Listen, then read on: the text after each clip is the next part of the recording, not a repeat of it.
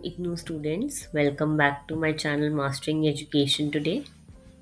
अगर आप लोगों का MPSC 008 यानी कि स्टेट पॉलिटिक्स इन इंडिया का एग्ज़ाम है कल, तो ये वीडियो आपके लिए है और ये बहुत ही इंपॉर्टेंट वीडियो होने वाली है बिकॉज हम लोग इसमें top most repeated PYQ based questions करने वाले हैं।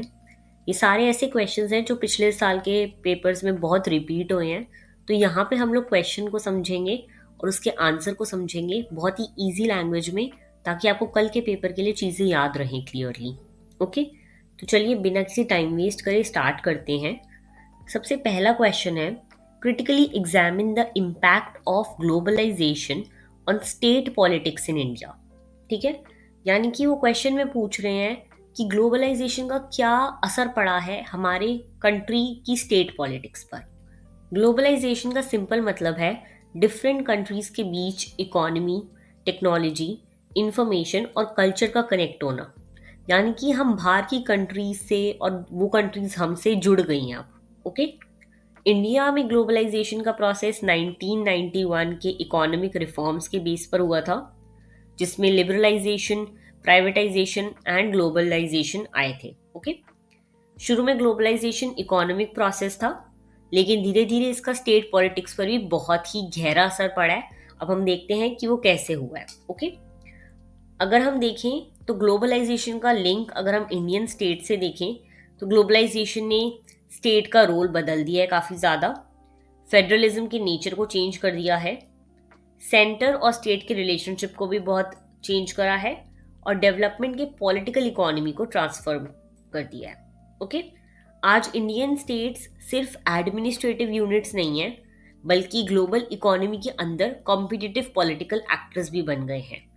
यानी कि अब हमें सिर्फ हमारी कंट्री नहीं जज कर रही होती पॉलिटिक्स पर, हमें ग्लोबली हमारे डिसीजन मेकिंग जो होती है वो पूरे वर्ल्ड को अफेक्ट करती है, rather than their own state या फिर उनकी अपनी कंट्री को। ओके, स्टार्ट करते हैं। सबसे पहले क्या क्या इम्पैक्ट रहा है ग्लोबलाइजेशन का स्टेट पॉलिटिक्स पे। सबसे पहला इम्पैक्ट है स्टेट्स का रोल और ऑटोनॉमी बढ़ना। देखो, सिंपल बात मैं बोलती हूँ यहाँ पर, आज स्टेट्स फॉरेन इन्वेस्टमेंट अट्रैक्ट कर रही हैं काफ़ी ज़्यादा, और अपनी अलग से इंडस्ट्रियल पॉलिसीज़ बना सकती हैं वो लोग, और स्टेट लेवल रिफॉर्म्स ला सकती हैं। पहले ये सब पॉसिबल नहीं था कि एक आप डिसीजन ले रहे हो वो अपने स्टेट तक रहेगा, नहीं।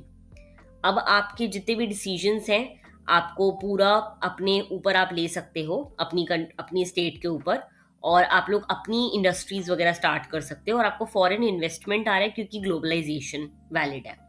इसलिए अगर हम सुने एग्जाम्पल्स देखें तो गुजरात, तमिलनाडु, महाराष्ट्र और कर्नाटका जैसे स्टेट्स में ग्लोबल मार्केट में compete करते दिखते हैं हमें। इसका रिजल्ट ये हुआ है कि स्टेट्स को फंक्शनल ऑटोनॉमी मिली है, यानी कि वो अपने पैरों पे स्टैंड हो गए, एक तरह हम कह सकते हैं। ठीक है, उनके पास इतना फ्रीडम है कि वो चीज़ें खुद के लिए कर सकें स्टेट्स। इसका दूसरा इम्पैक्ट अगर हम देखें तो आ जाता है कॉम्पिटिटिव फेडरलिज्म। स्टेट्स आपस में compete करते हैं फॉरेन डायरेक्ट इन्वेस्टमेंट के लिए, मल्टीनेशनल कंपनीज के लिए और इंफ्रास्ट्रक्चर प्रोजेक्ट्स के लिए। यानी कि बहुत बार ऐसा होता है, जैसे कि आपने देखा है कि सारे ऑफिसेज वगैरह जो बाहर की कंपनीज के हैं वो गुड़गांव और नोएडा में है, तो ये सब जितने भी स्टेट्स हैं इन लोगों ने compete करा था ताकि इनके पास MNCs वगैरह आए। ओके, चीफ मिनिस्टर्स आज ग्लोबल एम्बेसडर्स की तरह एक्ट करते हैं और इन्वेस्टमेंट डिप्लोमेसी करते हैं, यानी कि अपने स्टेट के लिए पैसे लेकर आना किसी बाहर की कंट्री से। ओके, तीसरा इम्पैक्ट है इसका decline of centralised planning. Globalisation के बाद प्लानिंग कमीशन का रोल कम हो गया हमारा, मार्केट फोर्सेस जो हैं ज़्यादा पावरफुल हो गई हैं और स्टेट्स डायरेक्टली ग्लोबल कैपिटल से डील करने लगे हैं। ओके, इसी वजह से प्लानिंग कमीशन को हटा दिया गया और अब नीति आयोग बन गया है जो कोऑपरेटिव फेडरलिज्म पर फोकस करता है। ओके, यानी कि अब जो सेंटर का इतना रोल है वो नहीं बचा है, बिकॉज स्टेट्स अपने आप में स्टैंड हो गए हैं, तो वो लोग अपने लिए इन्वेस्टमेंट्स खुद ला सकते हैं। मार्केट फोर्सेस आपके डिसीजन को ज़्यादा इन्फ्लुएंस करते हैं रादर देन सेंटर। ओके, चौथा इम्पैक्ट है रीजनल डिस्पैरिटीज। ग्लोबलाइजेशन का फायदा सब स्टेट्स को इक्वली नहीं मिला। देखो, डेवलप स्टेट ज़्यादा बेनिफिट हुई है और बैकवर्ड स्टेट्स जो हैं वो पीछे रह गई। इसी वजह से रीजनल इनइक्वालिटी बढ़ी और बिहार, उड़ीसा नॉर्थ ईस्टर्न जैसे स्टेट्स एरिया जो है वो लोग स्पेशल स्टेटस की डिमांड करने लगे, बिकॉज वो ऑलरेडी इतना पीछे थे और अब वो ग्लोबलाइजेशन की वजह से और पीछे हो गए। ओके, नेक्स्ट इम्पैक्ट हम देखें तो नेक्स्ट है स्टेट पॉलिटिक्स का नेचर चेंज होना। आज स्टेट पॉलिटिक्स का फोकस डेवलपमेंट, इन्वेस्टमेंट और गवर्नेंस परफॉर्मेंस है। इलेक्शन, इंफ्रास्ट्रक्चर, जॉब्स और ईज ऑफ डूइंग बिजनेस पर लड़े जाते हैं। अब जो जितने भी आपके इलेक्शंस होते हैं इन चीज़ों पे लड़ जाते हैं, सिर्फ आइडियोलॉजी पर नहीं, सिर्फ इन बातों पे नहीं कि क्या आपकी पॉलिटिकल आइडियोलॉजी मैच कर रही है, नहीं, आप ये सब भी देखते हो इलेक्शंस में। ओके, नेक्स्ट हम इसका इम्पैक्ट देखें तो पार्टी सिस्टम और लीडरशिप पर बहुत इम्पैक्ट पड़ा है। ग्लोबलाइजेशन ने रीजनल पार्टीज को स्ट्रॉन्ग किया और जितने भी कैरिस्मेटिक लीडरशिप हैं उनको बहुत इंपॉर्टेंस दी है। जैसे कि अगर हम देखें तो Narendra Modi as a CM और चंद्रबाबू नायडू ने डेवलपमेंट नैरेटिव को यूज करा कि हम लोग डेवलपमेंट करेंगे इसलिए आप लोग हमें वोट करो। ओके, नेक्स्ट इम्पैक्ट हम देखें तो वीकनिंग ऑफ वेलफेयर और ओरिएंटेशन का वीकन हुआ है। यानी कि जितने भी क्रिटिक्स हैं, जो लोग ग्लोबलाइजेशन को क्रिटिसाइज करते हैं, उन्होंने बोला है कि वेलफेयर स्पेंडिंग जो है कम होती जा रही है, मार्केट ड्रिवन पॉलिसी ज़्यादा हो रही है, मार्केट पे ज़्यादा ध्यान दिया जा रहा है रादर देन लोगों के वेलफेयर पे, और जो वीकर सेक्शन है वो ज़्यादा सफ़र कर रहे हैं इसमें। ओके, इसी वजह से प्रोटेस्ट और रेजिस्टेंस मूवमेंट्स भी हुए हैं काफ़ी सारे। कंक्लूजन में तुम देखो ये पॉजिटिव इम्पैक्ट एक फिर से मेंशन कर सकते हो, एक तरह शॉर्ट में एग्जामिनर के लिए बहुत अच्छा रहेगा ये नेगेटिव इम्पैक्ट्स। कंक्लूजन में तुम्हें देखो यही लिखना है कि ग्लोबलाइजेशन ने स्टेट पॉलिटिक्स को डीपली ट्रांसफॉर्म किया है और ये प्रोसेस कॉम्प्लेक्स और अनइवन है, इसलिए बैलेंस्ड और इंक्लूसिव पॉलिसीज की ज़रूरत है, बिकॉज इसके इफेक्ट्स सिर्फ पॉजिटिव नहीं है, नेगेटिव भी है। ओके, नेक्स्ट हम आ जाते हैं सेकंड क्वेश्चन पे, that is discuss the major determinants of electoral behaviour in India. यानी कि जब एक इंसान वोट देने जाता है तो क्या क्या चीज़ें हैं जो उसको इन्फ्लुएंस कर सकती हैं। ओके, अगर हम पहले स्टार्ट करें इंट्रोडक्शन में तो हम सबसे पहले बताएंगे कि इलेक्टोरियल बिहेवियर का मतलब क्या होता है। तो इसका मतलब होता है लोग वोट कैसे और क्यों देते हैं। आपको पता है इंडिया जैसे डेमोक्रेसी में वोटिंग बिहेवियर बहुत चीज़ों पे डिपेंड करता है, जैसे कि सोशल, इकोनॉमिक, पॉलिटिकल और साइकोलॉजिकल फैक्टर्स। ये सारी चीज़ें जो है एक वोटर को बहुत ज़्यादा इन्फ्लुएंस करती हैं। ओके, अगर हम एक इलेक्टोरल बिहेवियर की बात करें कि वो क्या होता है, तो इसमें इंक्लूड होता है वोटर टर्नआउट, कि कितने लोगों ने वोट दिया, लोगों की पार्टी क्या प्रेफरेंस थी, कैंडिडेट क्या सिलेक्ट हुआ है और कितना लोग मोटिवेटेड थे वोट देने के लिए। ओके, अब देखते हैं मेजर डिटर्मिनेंट्स कुछ जो हमारे इलेक्टोरल बिहेवियर यानी कि इन सब चीज़ों को इन्फ्लुएंस करते हैं। सबसे पहला आ जाता है कास्ट। इंडिया में लोग अक्सर अपनी कास्ट के कैंडिडेट को देखो सपोर्ट करते हैं, इसी वजह से बहुत सारी पार्टीज है जैसे कि बीएसपी, आरजेडी, एसपी, ये सारी कास्ट बेस्ड पार्टीज हैं। ओके, लोग काफ़ी ज़्यादा अपनी कास्ट वालों को वोट देते हैं अभी भी इंडिया में। दूसरा फैक्टर है religion, religious appeal, vote banks और रिलीजियस ऑर्गेनाइजेशन इलेक्शन को बहुत इन्फ्लुएंस करते हैं, ये चीज़ हमें पता है। एक हिंदू एक मुस्लिम को वोट नहीं देगा, रादर देन वो एक हिंदू लीडर को ही चूज करेगा। और आज के टाइम पे, कंटेम्प्रेरी टाइम, अभी के टाइम पे ऐसा बहुत होने लग गया है कि रिलीजन को हम लोगों ने बहुत ज़्यादा प्रायोरिटाइज करना स्टार्ट कर दिया है, स्पेशली इलेक्शंस में। ओके, नेक्स्ट फैक्टर है क्लास और economic conditions. Poverty, unemployment, inflation और वेलफेयर स्कीम वोटर्स के डिसीजन को काफ़ी इफेक्ट करती है। जैसे कि मैं पता है बहुत बार इलेक्शंस हुए हैं और बोला गया कि हम विमेन के वोट बैंक्स में, मतलब बैंक में 1,000 रुपये डालेंगे, या फिर आप अगर इस कम्युनिटी से तो आपको 500 रुपये मिलेंगे। तो ये सब चीज़ें भी बहुत अफेक्ट करती हैं। ओके, नेक्स्ट आ जाता है लीडरशिप एंड पर्सनैलिटी।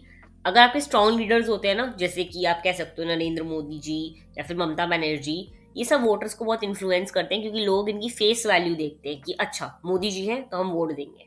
ओके, ऐसे। नेक्स्ट आ जाता है पार्टी आइडेंटिफिकेशन। लोग पुरानी लॉयल्टी के बेस पर वोट देते हैं, लेकिन कोलिशन पॉलिटिक्स की वजह से लॉयल्टी काफ़ी वीक हो गई है, बिकॉज कोई भी कभी भी पार्टी छोड़ देता है और दूसरी पार्टी ज्वाइन कर लेता है। नेक्स्ट आता है रीजनलिज्म एंड सब नेशनलिज्म। लिंग्विस्टिक और कल्चरल आइडेंटिटी वोटिंग बिहेवियर को शेप करती है। यानी कि बहुत लोग अपनी लैंग्वेज वाले को, एक अगर मैं नॉर्थ इंडियन को, दिल्ली वाले बंदे को उठाकर जाके बोलूँगी कि जाओ तमिलनाडु में इलेक्शन लड़ो, तो वहाँ के लोग नहीं देंगे उसे वोट। वहाँ के लोग एक तमिलनाडु वाले इंसान को ही वोट देंगे। तो इस चीज़ पे भी बहुत ज़्यादा होता है। नेक्स्ट फैक्टर है issues and performance of government. देखो वोटर डेवलपमेंट, लॉ ऑर्डर, ये सब भी चीज़ों को इफेक्ट करती है, बिकॉज आप कितना पब्लिक के लिए काम करा है आपने, वो चीज़ें भी लोग देखते ही हैं कहीं ना कहीं, चाहे सबसे बाद में देखें लेकिन देखेंगे। मीडिया और टेक्नोलॉजी बहुत बड़ा रोल प्ले करती है इन न्यूज़ वगैरह, टीवी डिबेट्स, सोशल मीडिया, ये सब जो है स्पेशली यूथ को बहुत इन्फ्लुएंस करती है वोटिंग के लिए। ओके, नेक्स्ट है पॉलिटिकल सोशलाइजेशन। आपकी फैमिली, आपकी कम्युनिटी, आपका फ्रेंड सर्कल, ये चीज़ें भी पॉलिटिकल एटीट्यूड आपके और वोटिंग हैबिट को बहुत ज़्यादा शेप करती है। नेक्स्ट है मनी एंड मसल पावर। देखो जो फ्री इलेक्शन को डैमेज करता है, ये चीज़ काफ़ी ज़्यादा लोग वोट खरीदते हैं बहुत ज़्यादा, हमने रिसेंटली सुना था वोट चोरी वाला, तो ये चीज़ भी बहुत कॉमन है इंडिया में, ये चीज़ भी इलेक्टोरल बिहेवियर को अफेक्ट करती है। ओके, अब आप चेंजिंग ट्रेंड्स बता सकते हो कि पार्टी, सिंगल पार्टी हट रही है आपकल आजकल, और राइज हो रहा है काफ़ी ज़्यादा रीजनल और कोलिशन पॉलिटिक्स, ये सब बता सकते हो, इसका क्रिटिकल एनालिसिस दे सकते हो लास्ट में। कंक्लूजन में देखो आपको यही लिखना है कि इंडियन इलेक्टोरल बिहेवियर कॉम्प्लेक्स है, जिसमें आपकी आइडेंटिटी और डेवलपमेंट दोनों का रोल प्ले होता है। ओके, अब हम आ जाते हैं नेक्स्ट क्वेश्चन पे। Discuss the agrarian transformation and land reform movements in India. Very important question, ठीक है, प्लीज इसको अच्छे से समझना। देखो मैं तुम्हें शॉर्ट में समझाऊंगा, अगर बहुत लंबा क्वेश्चन है, बिकॉज ये तुम्हें पहले इंट्रोडक्शन में लिखना है कि अग्रेरियन ट्रांसफॉर्मेशन होता क्या है। ठीक है, यहाँ पे वही पूछा, डिस्कस अग्रेरियन ट्रांसफॉर्मेशन, है ना। तो देखो अग्रेरियन ट्रांसफॉर्मेशन का मतलब है लैंड रिलेशंस और रूरल स्ट्रक्चर में चेंजेस। ओके, बहुत सारी कॉलोनियल पॉलिसीज, लैंड रिफॉर्म्स और ग्रीन रेवोल्यूशन ने इस प्रोसेस को चेंज करा है। प्री इंडिपेंडेंस में देखो हमें जैसे कि याद है, पहले जब तक हमें हमें आज़ादी नहीं मिली थी, उससे पहले ज़मींदारी और टेनेंट एक्सप्लॉयटेशन बहुत ज़्यादा था।